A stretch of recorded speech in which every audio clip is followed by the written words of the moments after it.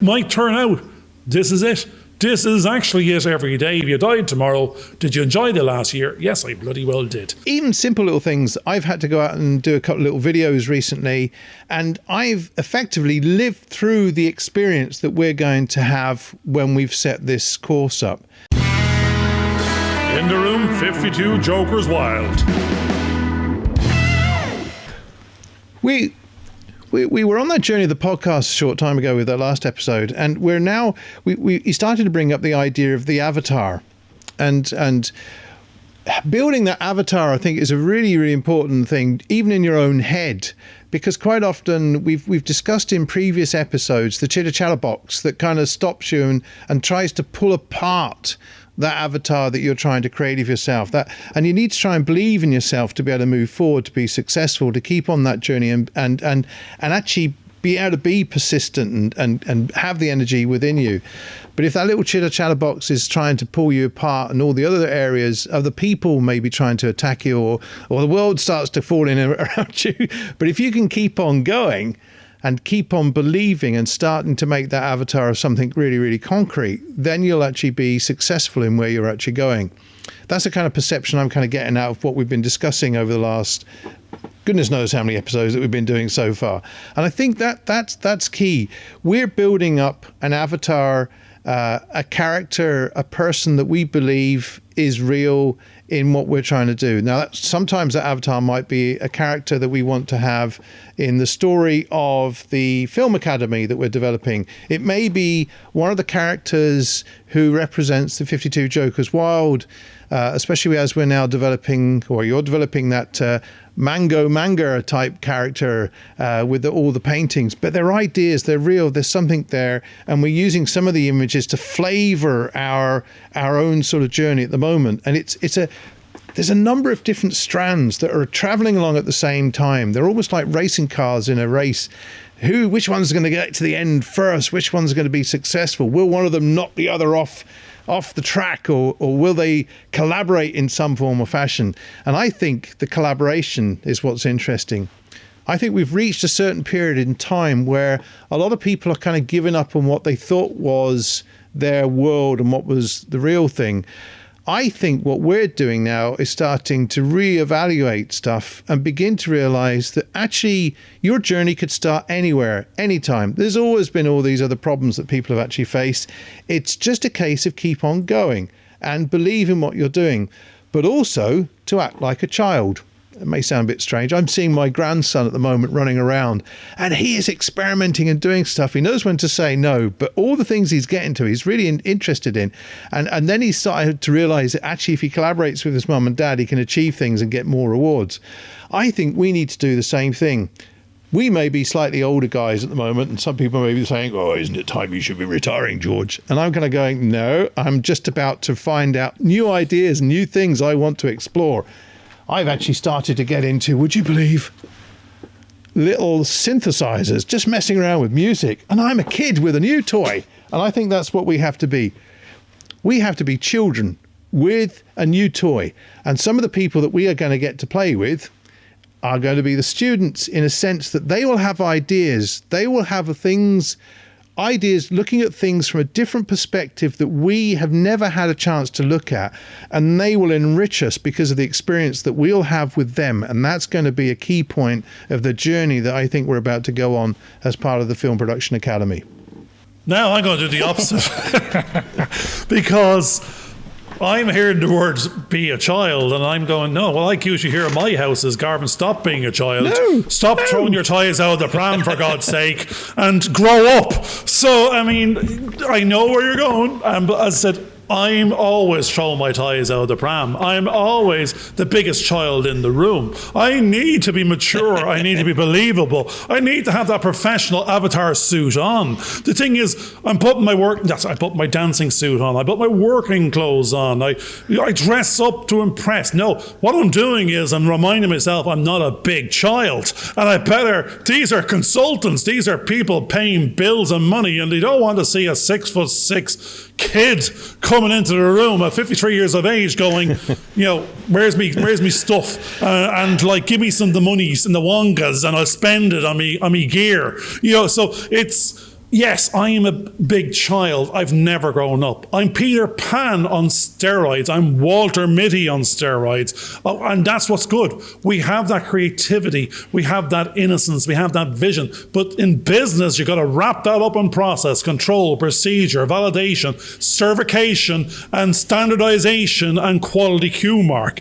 Yes, we're doing that because for the consumer to consume, the strange thing is they want to buy it dressed up in all of those guarantees, but when they turn up, they want to feel like a child. They want to be playing and learning as they go. They want to enjoy what they're doing and be paid for it. They want to put their effort in and it didn't feel like work. So therefore there is this certain dichotomy or of a merging, of a hybrid.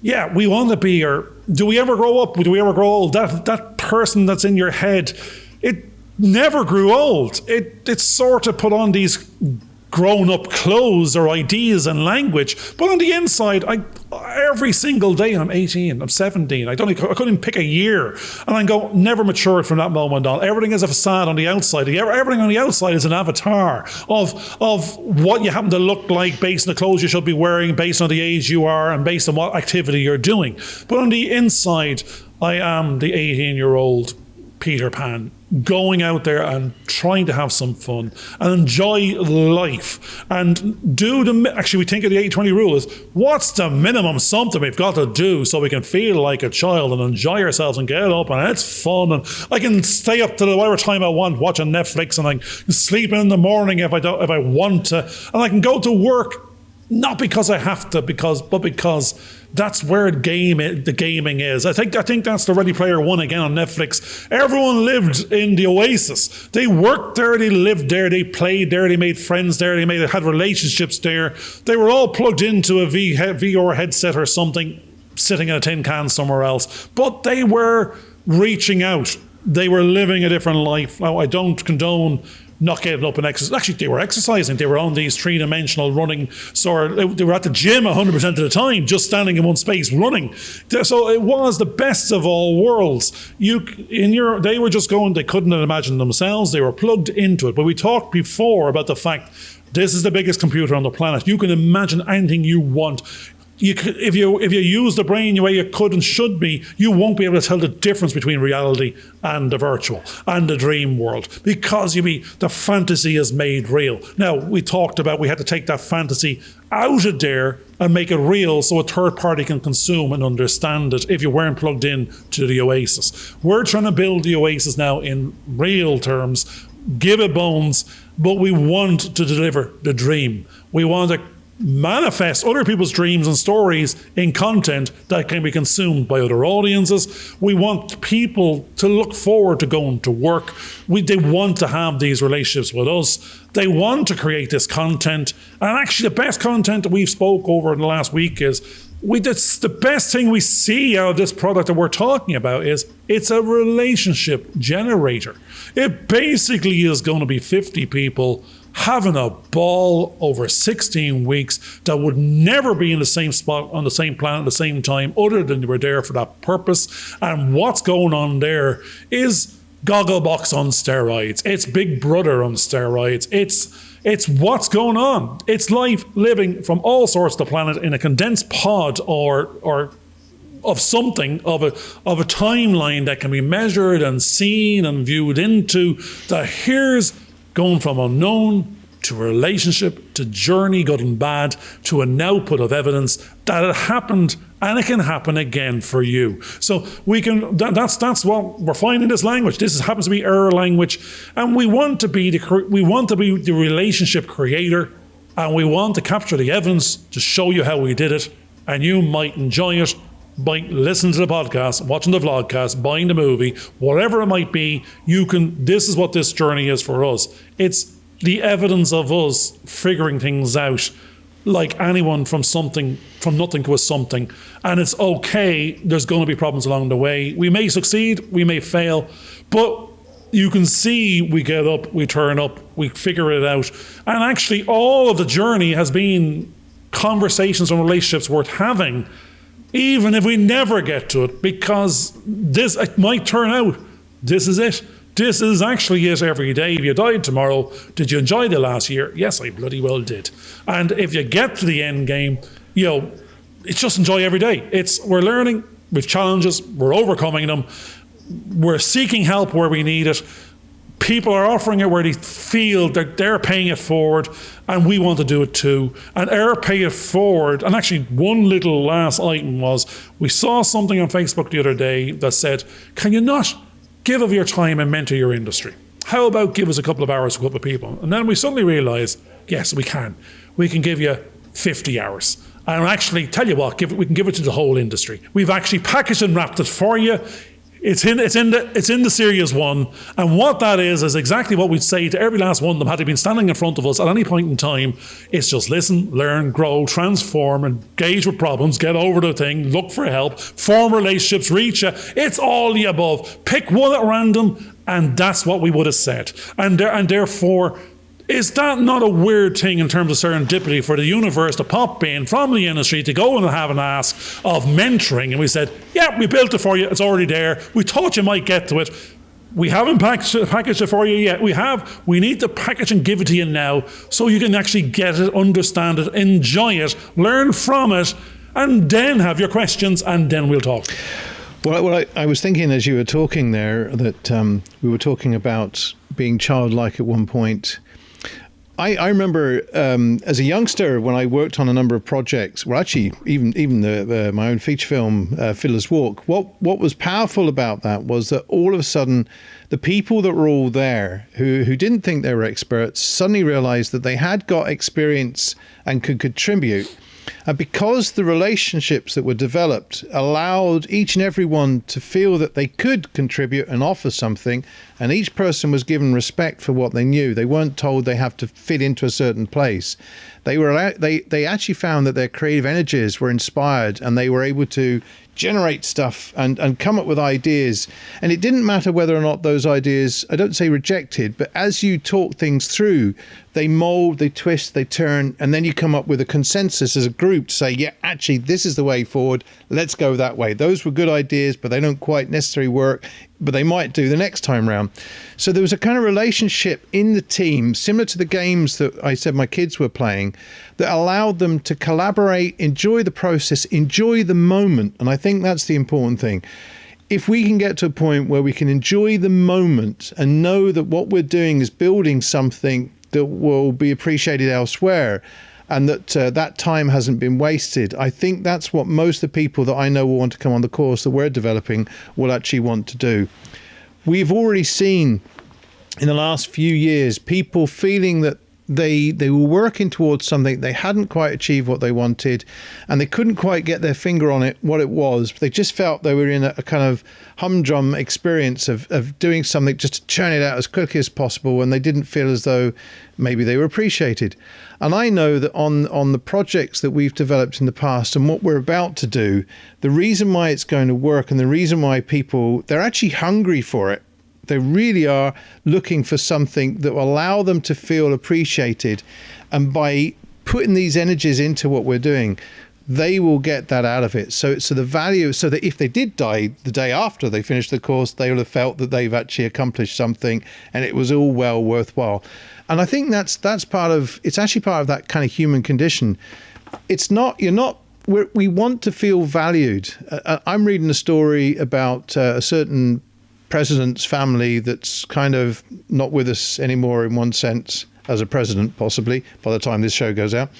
And basically what you suddenly realize with all the characters in that particular story was they all wanted to feel as though they were worth something. They were appreciated. Even the one of the characters that went off and became Mr. Big, it was a defense mechanism that they were putting together because they didn't necessarily feel that they were appreciated, and they were trying to find ways to be accepted within the group that they were working. And I think that's what most people are looking for, ways to be accepted within a grouping so that they can achieve what they feel that they want to achieve. And if they're not being allowed to do that, and I've had students in the past that haven't been allowed to do that, and they feel worthless and not worthy. But if you can actually then build them up, and that's what we're going to be able to do, build them up so they can realize that what they have is some value to offer others, and that they will learn something that will help equip them for the next step of their journey, however long or short that may be. That becomes the really important part of it. And I think that's what we've been doing this last 2 years. We've been building ourselves up because we begin to appreciate that what we've got to offer collectively is more than what we could do on our own. And not only that, we're also now discovering there are other people that can come into the mix that helps make that stronger as a vision, and will make it concrete and more solid when we get to the next step. And I do believe that we will achieve it. I've already, because I've lived through the experience a couple of times or more of that particular journey. I'm actually looking forward to re-experiencing that journey again with a fresh crop of people, knowing that the value that they get out of it because of the input they put in it'll be far richer. It'll be priceless, in fact, I think, than the pain. Well, we know the price. It's not going to be priceless, but it will be priceless afterwards. The value will outstrip the price they have. The value will be priceless. The pain of the actual pay tag that they have to put into it. Now, the strange thing is, now this is touching on one of our last shows and just a language of it. And you are actually building on previous memories of doing versions of this or similar things of this in the past, but this is the iteration that makes sense, and we've arrived at it, and we're building it, and we'll be launching it. Whereas one of our previous conversations is I am actually living it in future memories past. So I've actually relived it a few times as well, but only to the extent I've imagined it, figured it all out, gone through the stress and the pain and the thing of dealing with everything from sewerage to being sued to bus tires busting on made up buses. It's going through all the customer experience type things that could happen in the future based on a bad bun or sausage on set. So we want the full customer experience of the future to be a good experience, from accommodation to eating and drinking to making friends and influencing people to having a good relationships to learning what it is they're meant to learning, to get a good qualification, to get a good testimonial, to get a job later on and get their IMDb credits, whatever it is. But this is all future memories past, and we're living those and we have to think of this, think of that, package that, write it down. That's what it looks like. That's the question. That's the answer. This is the customer experience, the expectation versus realism versus measure. So it's all lovely language. Because that's what comes out of people's mouths first is, have you thought of this? Have you thought of that? That's not going to work. It's going to go wrong. That couldn't possibly. Because most of who we were talking to were coming from silos of, based on trying to map from their own job out how could it possibly work? I can't come up with it, but they're trying to come up with it in 30 seconds based on the lack of understanding and the lack of information. And we've been doing this for 2 years. We've come up with every question you can come up with. We've come up with that by 10x, by 100x, and ones you wouldn't even contemplate, because that's where we're saying do we believe this story? Yet we come up with variants of the story. We can see so many places that can work and maybe work better. We see if we can deliver variant 1, by God, we're on variant 5 within a couple of months, because if one works, it's a critical path to the next. And it can grow, it can clone, it can template, it can transfer. You go, hold on a second, we're 400 staff in now in a sentence. But it's not, yes, if it works, it works. But if we're saying there's a certain minimum value proposition we don't want to do all of that. We can get investors. But in the short term, it only needs to work to the minimum value proposition. It needs to work for us. It needs to work for our customers, our friends, our relationship suppliers and customer, and our employees. We don't need it to work any more than that, because that's someone with a hunger to grow exponentially, to be an employer of 400 people. And we might just blow up and stress out and get anxiety, and we're now worrying about this empire. Now, we might get there. It might happen. It won't happen unless the same critical path happens. So we're back to the critical path of it needs to work at the minimum value proposition. And what does it look like? And we've thought of it. We've thought very hard and very long on this, and we've come up with questions and scenarios, and we're not put off. And I keep on telling George, I was saying, George, we've got to come up with what's going to put us off. At what point are we going to stop? We're on this roller coaster, we can still get off. Or now we're going, that roller coaster bit now, that's that roller coaster mountain now. There's the one you do, that's the one that's going to put the fear of Jesus into you. Are we going on that one? Are we going on the big dip? Because if we go up there, we're on the ride of our lives. There's no getting off, because the momentum is, the only way off is the end. Yeah, or if it falls off. I think so. We're on that journey. I think what's interesting is that because we've come up with the questions because of the experiences we've had in the past, and we've actually learnt from those processes. So although we're aware of what the negatives are, we're not going in blind like some people kind of rush in and they're blindly, they don't know what all the real problems are. I think because we've had enough experiences to say, well, actually, if this happens, then the way around that problem is to either to do X, Y, and Z, and those will actually navigate us around the obstacle that causes the problems. And because we've got sufficient experiences in multiple areas, we know that we can smooth the problem through that issue. But what we're also aware of is that those things that we're not that are unknown to us at the moment, we have enough experiences and expertise to know how to address those issues and overcome those as well. In fact, they're actually just minor obstacles. And I think that's what's really good. We've got to a certain point now where, yes, there are obstacles. And if we didn't think there were going to be obstacles, then we would be totally and absolutely mad. But we're aware of those obstacles and we're finding solutions. We're already thinking about how we get around that so that it's no longer a problem. And we're now actually seeing on the other side of that problem and carrying on moving ahead. In fact, the obstacle, as far as we're concerned, even though it's in front of us, is now behind us because we've moved on. It's almost insignificant. It's no longer there to trip us up because we've got something to put in place to push it out the way, and we're carrying on forward through that. And I think that's the exciting thing. And that 2 years, which is really important, because we've had the 2 years to think the process through and explore it in our heads and actually live through it quite a few times with different activities and even simple little things. I've had to go out and do a couple of little videos recently, and I've effectively lived through the experience that we're going to have when we've set this course up.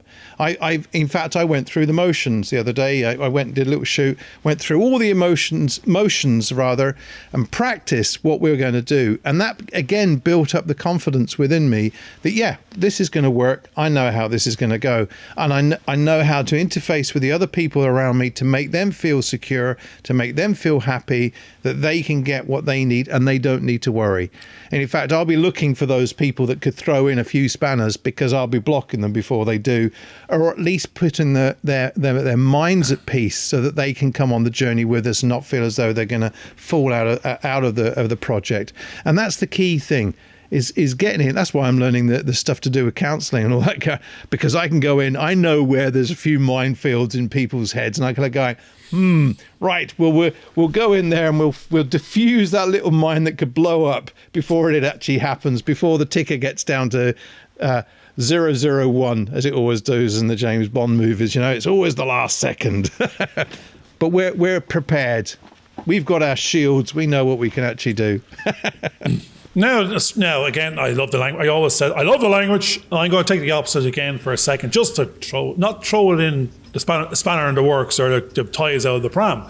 It's most of the times that the personality, not personalities, even business, we come up with the problems. I say this the whole time. I come up with the 10 reasons why, not the 10 reasons why we should. But we could, if we don't want to be people come up with all the reasons we should and be blind to the reasons, that's not going to work, and you're going to lose your money, and it's going to take longer than you think, and that's why people are going to be, you're off your head because they know these problems and you're not addressing them, and you're pretending they don't exist, and they know that's going to stop you in a heartbeat. So, but that's why we're happy.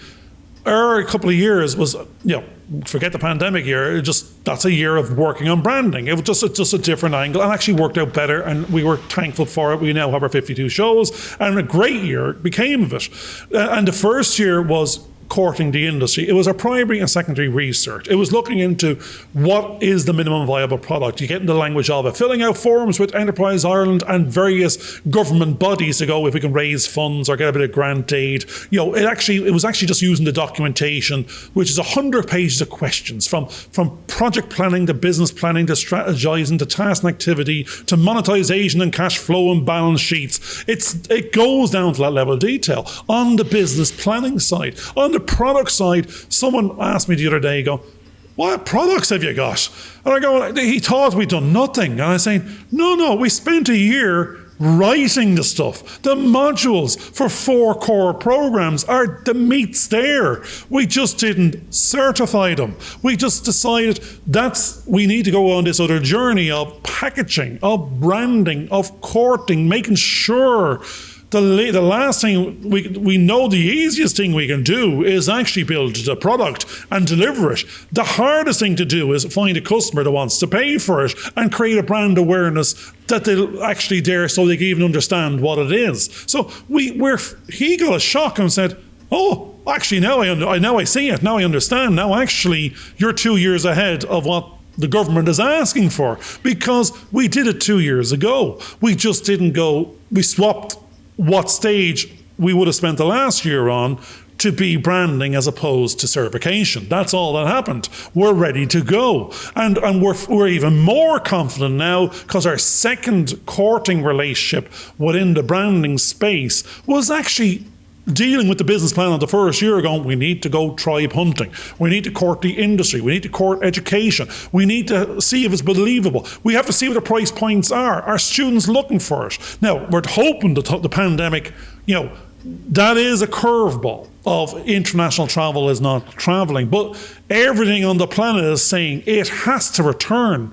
Our industry and civilization as we know it will just stop, because that's not happening. We have they're fixing that. We'll have our get out of jail free cards. We'll have our jab. We'll have our tests. And it'll just not be 100% of what it was before. It may be a smarter something else. But we're actually aligned to it. We're an acceleration. We're a bubble. We're going to get you there faster and safer. So there's actually even language of what we were going. Ours now becomes more consumable. There's buildings going to close down. The legacy ones of colleges are saying we're getting out of buildings because all it is light, heat and rent rates. And actually we're going online for courses that can go online. That works for students that can consume online. We're going, if the colleges get rid of the buildings and then they're playing catch up with us. We never had the buildings, but we have some. But we're online from day one, and we're in reality and experience from the start. And therefore, that means the legacy will have to play catch up, but they will have all the legacy costs. We will be the innovative. We are the innovative. We are the disruptive. And actually, our plan is self-fulfilling. Our whole model is becoming more meaningful, and the whole industry is aligning backwards on the universe of the language that they're using is now ours as opposed to us theirs. So we're happy we're being pushed and pulled, and there's nothing out there saying don't do this. And if ever the weird language of the universe is saying, can you not hurry up? I need it there to buy it. I want to experience it. And that's it. You cannot experience this stuff in a room online. Therefore, we know what we're selling is a boutique value proposition that makes sense for those that want to buy that. They want to buy the experience. They don't want to buy an online plug-in. So, no, we're very excited, and it's very interesting, and it's a self-fulfilling prophecy at this stage, I think. So we're actually coming to the end of this episode, believe it or not. Again, we've reached that point, which seems to go past very quickly. We started off this episode talking about building an avatar and creating a believable product that we feel that we could actually execute. We actually eventually got down to what was holding us back, and how we learned from previous experiences that we knew that we could minimize the risk that we could potentially have in the processes that we're actually going through. At some point, I was talking about being childlike, even though I can be but not childish. I think that was the key. We could be childlike in our imagination, but not act like a child in our delivery and understand the professionalism that we need to do. But being open to possibilities and new ideas and seeing things from another perspective is a very key part of what we're going to be doing. And I think what we're finding now is that a lot of people are starting to align to our way of thinking. They're now hungry for what we're doing, and that's going to build up the energy for the next phase of our process that we're going through about getting certification for our school and for the course that we've actually developed. And it's still right on the button. It's still right on the money. And I think that's the exciting thing. So again, I hope you've enjoyed this episode. We are going to plow on. We're aiming our sights now for episode 100. A little way to go yet, but we're going to get there. So I hope you've enjoyed this episode. I hope you'll stay with us as we go towards that milestone. And thanks for listening or watching, and look forward for hearing from you or seeing from Achi. Yes, if you enjoy these programs, please put comments down below and tell us what is interesting about these programs that we might inspire you, or how that helped you in mentoring and maybe coaching you towards your dream idea for a business. And let us know down below.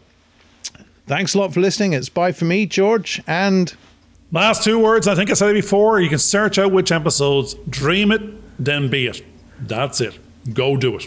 See you soon. Thanks a lot, and goodbye. Do what it says on the tin. Follow and share.